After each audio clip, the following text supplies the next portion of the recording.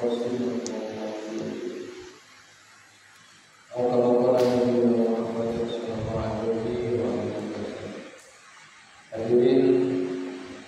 jamaah Masjid Hajar Misbah yang dirahmati Allah Subhanahu wa Ta'ala.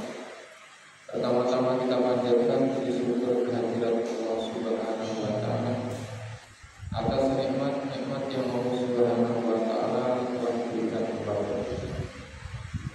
Segala sesuatu yang Allah Subhanahu wa Ta'ala berikan itu adalah merupakan nikmat yang seharusnya memang kita syukuri. Baik menurut pemahaman kita itu enak, nyaman, senang, ataupun tidak. Bahkan yang menurut kita itu adalah susah, menurut kita itu adalah sengsara, itu pun sebenarnya sesungguhnya itu adalah merupakan nikmat dari Allah Subhanahu wa Ta'ala. Hanya saja kita yang tidak paham. Karena memang akal kita ini adalah terbatas. Sementara pemberian Allah Subhanahu wa Ta'ala tidaklah terbatas. Tidak melihat kepada apa yang diberikan, tetapi melihat kepada siapa yang memberikan. Karena bagi orang-orang mukmin, ketika Allah memberikan sesuatu, kemudian orang tersebut menyikapinya dengan baik sehingga bersyukur, mengucapkan alhamdulillah dan seterusnya, maka diganjar oleh Allah. Karena ketika seorang mukmin diberikan sesuatu oleh Allah, kemudian dia menganggap sesuatu itu susah, akan tetapi bersabar atas apa yang Allah Subhanahu wa Ta'ala berikan, maka Allah menggolongkannya ke dalam golongan hamba-hambanya yang bersabar. Innallaha ma'as shabirin. Sesungguhnya Allah bersama dengan orang-orang yang sabar. Sehingga ketika ingin bersama dengan Allah, maka bersabarlah. Orang-orang yang bersabar, maka dia bersama. Salawat serta salam semoga selalu tercurahkan kepada junjungan kita Nabi besar Muhammad sallallahu alaihi wasallam. Semoga dengan salawat tersebut Allah Subhanahu wa Ta'ala menambahkan lagi sholawat itu kepada kita, sehingga yang sekarang kita baru bisa bersholawat secara ucapan, maka kita moga-moga diberikan kemampuan atau kesempatan untuk bisa bersholawat secara perbuatan, bisa bersholawat secara pemikiran, bisa bersholawat secara perasaan, bisa bersholawat secara zahir dan batin, sehingga betul-betullah sempurna sholawat yang kita panjang.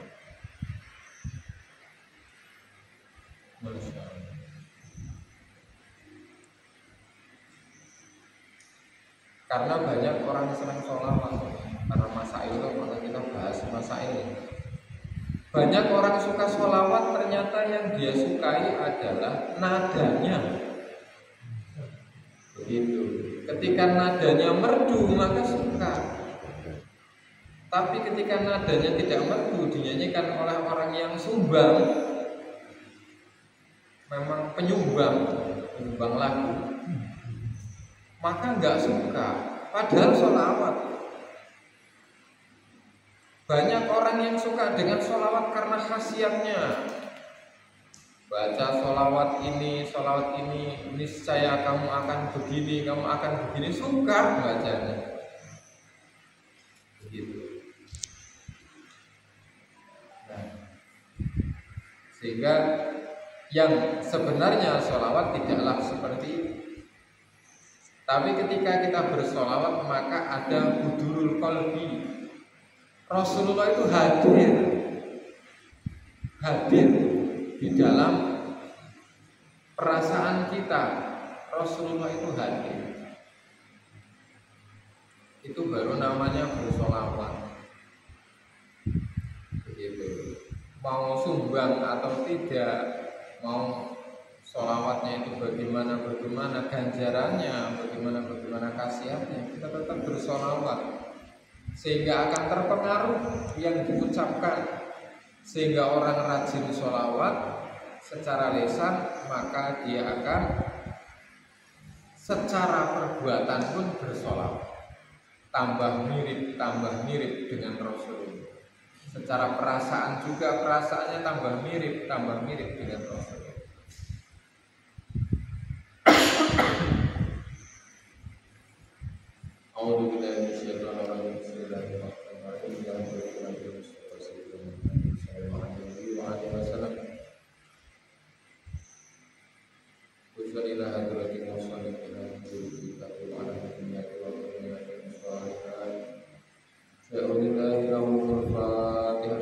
أعوذ بالله من الشيطان الرجيم. بسم الله الرحمن الرحيم. الحمد لله رب العالمين الرحمن الرحيم مالك يوم الدين إياك نعبد وإياك نستعين اهدنا الصراط المستقيم صراط الذين أنعمت عليهم غير المغضوب عليهم ولا الضالين. Bismillahirrahmanirrahim. Qala musannif rahimahullah wa nafa'ana bihi wa bi ulumi Hadirin yang dirahmati Allah Subhanahu wa taala, kita akan melanjutkan kembali pengajian masa. Kok enggak kajian? Enggak mirip salafi nanti kajian. Pengajian atau ngaji. Ngaji itu ngatur jiwa. Kalau sudah tahu, insya Allah kita yang sudah tahu, sudah sering melaksanakan. Tapi dengan kita buat ritual ngajinya, maka jiwa kita akan menjadi lebih teratur, lebih terasa. Sekarang itu memang jiwa kita ini belum bangun. Yang bangun baru raganya, tapi jiwanya belum. Padahal kata lagu Indonesia Raya itu bangunlah jiwanya, bangunlah badannya. Kenapa kok jiwanya belum pada bangun? Sehingga aturan-aturan banyak dilanggar, baik aturan agama ataupun aturan hukum pemerintah. Bahkan membuat hukum yang nggak masuk akal kadang-kadang. Karena jiwanya belum bangun, maka pentingnya ngaji. Dan untuk membangun jiwa ini adalah dengan ngaji. Dan hadirin yang mulia, ngaji kita seperti ini wiridan. Ini sebuah amalan. Walaupun kita cuma segini, cuma seperti ini, tapi karena kita menghidupkan sunnahnya para ulama, sunnahnya para sahabat, sunnahnya para nabi, yaitu mencari ilmu, membuat majelis ilmu, maka nanti Allah turunkan hidayah. Hidayah itu bentuknya macam-macam. Hidayah itu bentuknya macam-macam. Majelis iman yang isinya membicarakan kebesaran Allah itu menarik hidayah. Hidayahnya hidayah iman. Majelis yang membahas kesemangatan untuk berjuang dalam agama, jihad, korban, maka narik hidayah juga. Begitu juga majelis-majelis ilmu juga menarik hidayah. Dan hidayahnya berhubungan dengan ilmu. Maka insya Allah apabila majelis kita ini kok diterima, berdiri nanti pesantren. Wah, gimana caranya? Ya selama ini kita hidup juga entah gimana caranya kita bisa hidup.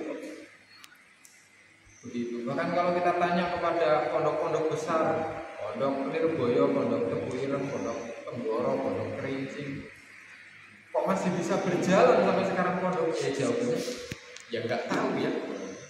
Begitu. Karena adanya majelis-majelis ilmu.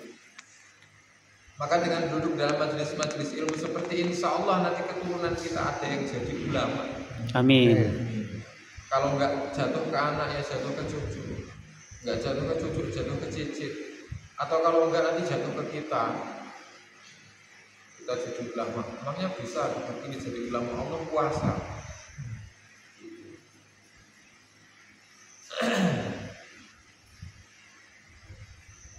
Kita toharoti, kitab toharo. Kita akan mempelajari, mengkaji atau ngaji kitab toharo. Bukan sekadar bab ini, tapi kitab. Barang siapa yang belajar seluruh bab ilmu, baik diamalkan atau tidak, lebih baik daripada sholat sunnah 1000 rakaat. Inilah kitab. Kitab itu isinya beberapa bab loh. Berarti duduknya kita di sini nih, masya Allah, walaupun cuma sebentar, lebih baik daripada sholat sunnah 1000 rakaat. Kalau ganjarannya. Tapi kan itu bukan cuma buat kita, ya Allah, kalau boleh mamanya milih, mending turunkan hidayah tentang ilmu agar orang-orang sadar kalau mereka semua membutuhkan ilmu. Karena al-amalu bila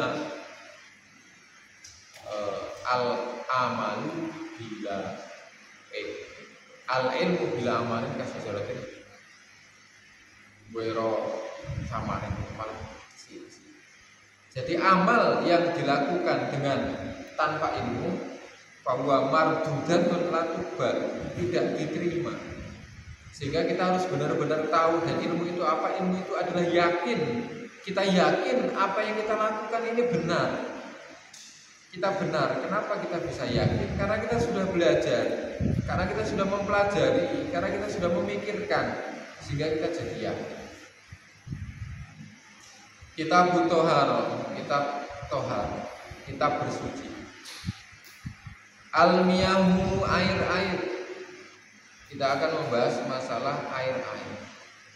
Allati yang yajuzu boleh biha dengan air tersebut atat biru bersuci. Sabtu miyahin ada 7 jenis air. Air-air yang bisa atau yang boleh digunakan untuk bersuci. Bersuci itu meliputi wudhu, menghilangkan hadas kecil, atau mandi menghilangkan hadas besar, atau menghilangkan najis, gitu, atau menghilangkan najis, itu namanya bersuci. Atau mencuci apa saja yang kotor. Ada 7 jenis air. Ma'us samai, yang pertama air langit, air yang turun dari langit. Air yang turun dari langit itu bisa digunakan untuk bersuci seperti apapun rasanya. Karena air di tempat kita dengan air di Arab beda. Air ketika musim kemarau, hujan. Ketika musim kemarau itu kalau langsung kita minum itu zat asamnya tinggi sekali. Apalagi habis kebakaran. Sama yang normal begini beda. Tapi karena turunnya sama-sama dari langit, buat wudhu tidak apa-apa, boleh. Walaupun kok ini airnya rasanya asam, ini kok air rasanya manis, tapi kalau turun dari langit ya boleh, karena turunnya dari langit. Wa ma'ul bahri, yang kedua adalah air laut. Air laut juga boleh. Wa ma'un nahri, dan air sungai. Air sungai yang ketiga. Wa ma'ul biri, yang keempat air sumur. Air sumur. Baik sumur bor ataupun sumur gali. Wa ma'ul aini, dan mata air.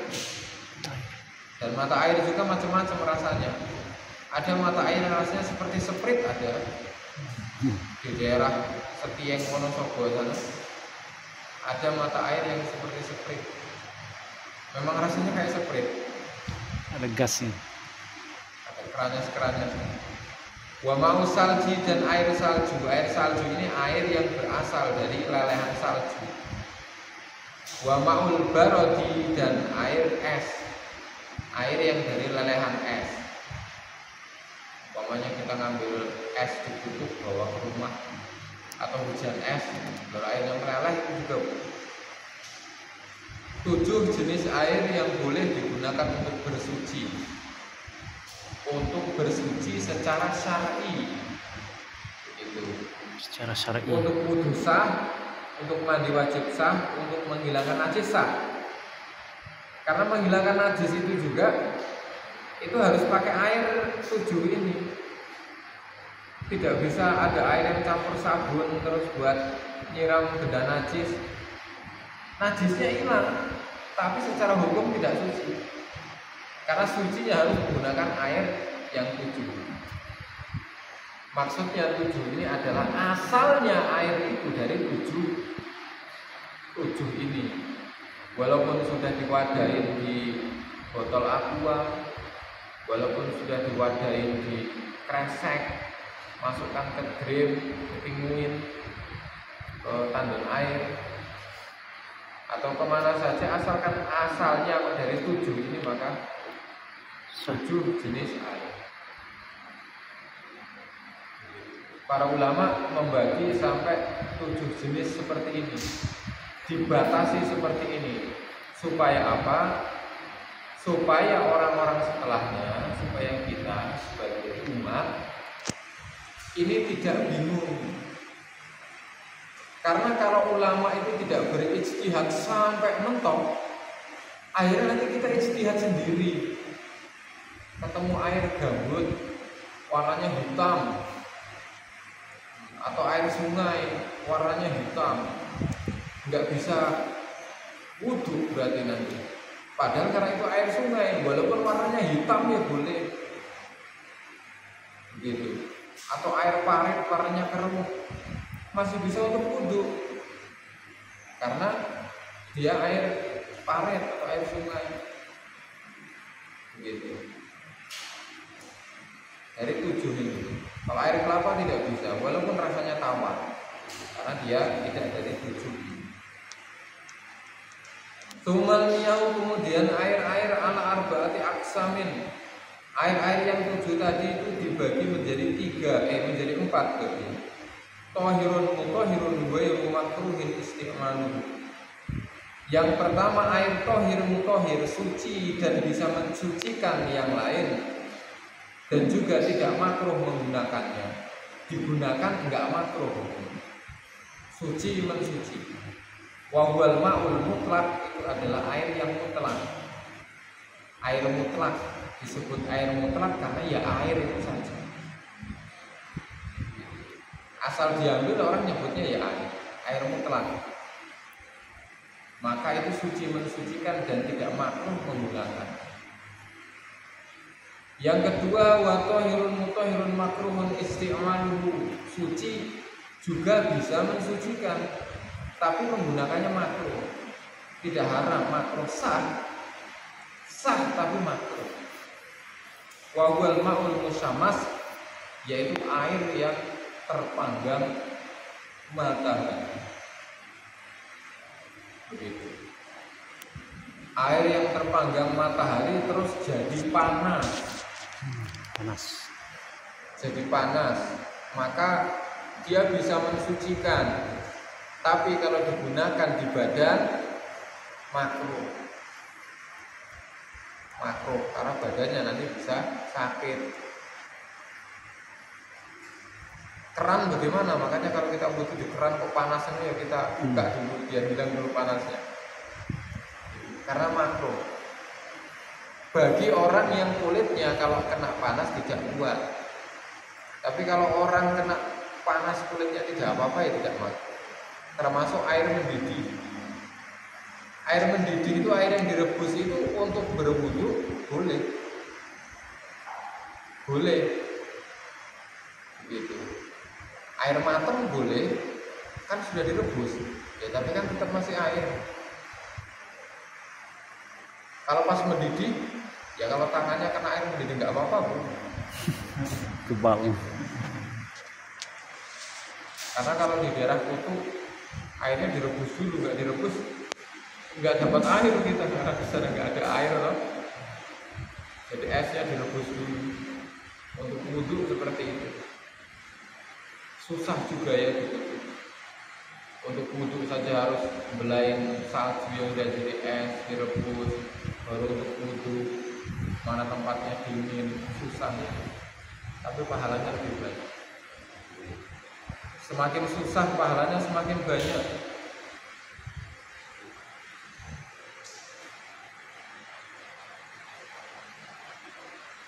Wa tahirun ghairu mutahhirin wa huwal ma'ul musta'mal.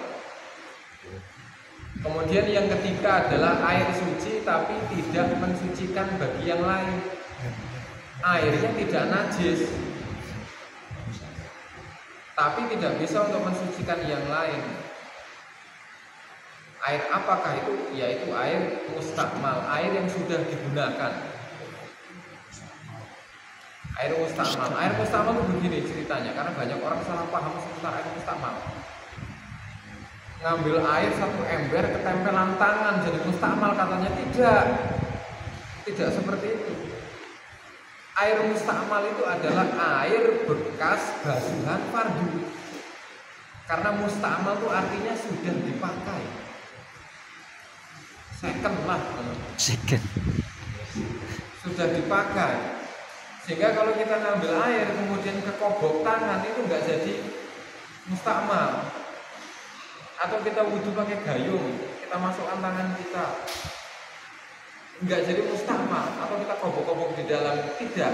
Karena tangan ini belum basuhan fardu. Basuhan fardu mulai dari wajah. Begitu. Mustakmal adalah basuhan fardu. Jadi pokoknya kalau kok bekas tetesan-tetesan dari basuhan fardu, itulah mustakmal. Kalau dibasuh. Nah kalau kita nyemplung ketika pas basuhan fardu, ya maka jadi mustakmal. Makanya kalau wudhu dengan gayung, pas untuk ngambil air, maka ketika kita ngambil itu niatnya adalah ngambil air, bukan basuh di dalam situ. Ngambil, baru nanti basuhnya dibuat. Ya insya Allah nanti kalau sudah selesai pembahasan wudhunya kita praktekkan, karena yang penting prakteknya. Praktek dengan wudhu dengan menggunakan air satu botol, praktek wudhu dengan menggunakan air satu gayung untuk 5 orang. Oh cukup, cukup. Lewung air banyak tapi kok kenapa seperti itu? Nah ini rahasia. Kalau pengen sholat khusyuk, wudhunya airnya sedikit. Kalau pengen merasakan sholat khusyuk atau lakon, ini sebutannya lakon, bawa gayung atau gelas atau cangkir di bawah langit malam ketika mau sholat malam, kemudian wudhu. Setelah wudhu, ketika wudhu maka ini pas basuhan wajah itu dilorot sampai ke bawah kayak diperas. Kita minum airnya. Kita minum. Kenapa? Fadlul wadhu'i syifa'un. Sisa air wudhu atau bekas air wudhu itu adalah obat, kata Rasulullah. Dan caranya bagaimana? Masuk mustakmalnya ditampung? Enggak. Jadi pas basuh wajah, kita turun ke bawah, kita hidup. Dan minum air bekas wudhu sambil berdiri, seperti air zam-zam. Itu insya Allah hati kita sembuh. Kemudian setelah itu wudhu selesai, pakai itu di bawah langit langsung. Setelah itu angkat tangan sejajar ini sampai ketiak kelihatan, baru naik ke atas pandang, lihat ke langit, terus baca doa setelah wudhu. Dan begitulah Rasulullah wudhu tidak dalam ruangan, tapi di bawah langit. Airnya hemat, insya Allah kalau itu dibuat sholatnya khusyuk. Loh, sholat khusyuk itu bagaimana? Khusyuk itu tidak bisa diterjemah. Kalau kita sudah pernah mendapatkan, kita baru tahu. Apakah sholatnya nyaman, enak, imamnya suaranya enak, sholat nyaman.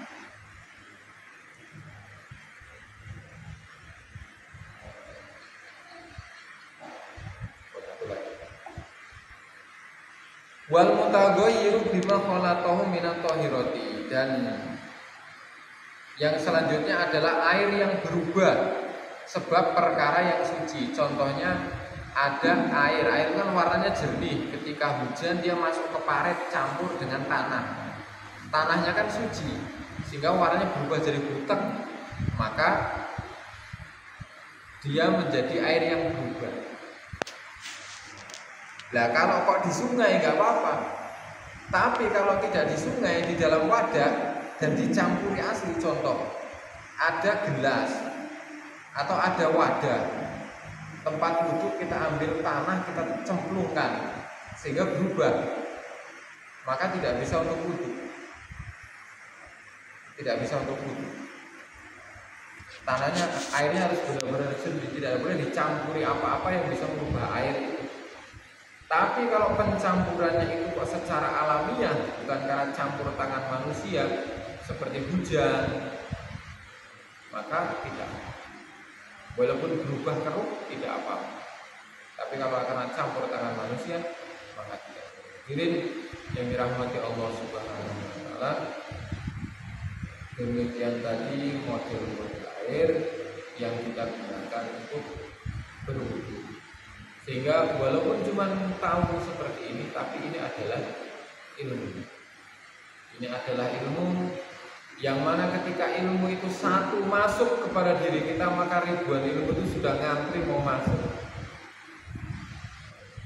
Dulu para ulama-ulama, para kiai-kiai juga ya, sebelum mereka jadi ahli-ahli ilmu yang seperti itu, ngerinya mereka yang masuk ini dulu. Begitu. Ya masuk ini dulu, baru nanti yang lain pada masuk. Semoga Allah Subhanahu wa taala memberi rahmat dan awal. Amin Allahumma. Amin. Allahumma shalli wa sallim ala sayyidina Muhammad wa ala ali sayyidina Muhammad. Amin. Rabbana anfa'na bima 'allamtana rabbil alladhi yanfa'una rabbana faqihna wa faqih ahlana wa qurratil lana.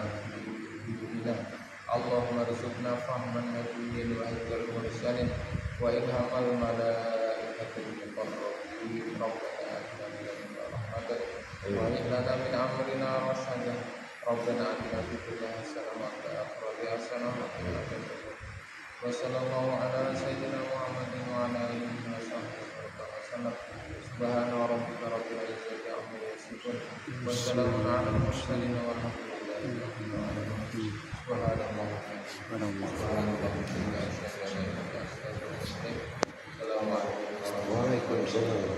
Waalaikumsalam warahmatullahi wabarakatuh. Terima kasih teman-teman sudah menyaksikan dan menonton. Semoga sehat selalu. Nah inilah lokasinya di Kalimati Lama. Masjidnya bagus banget.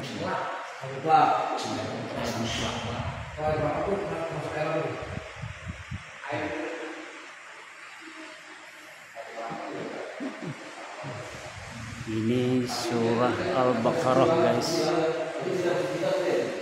Di tiangnya surah Al-Fatihah.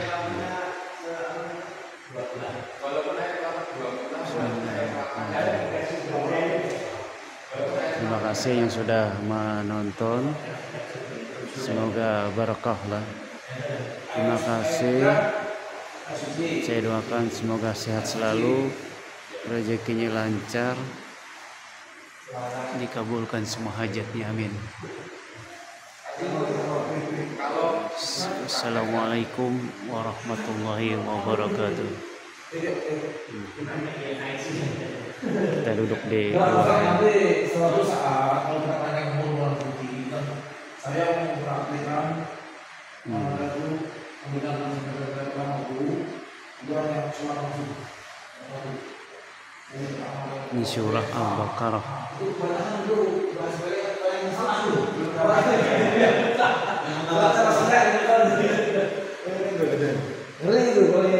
Dari kita lah.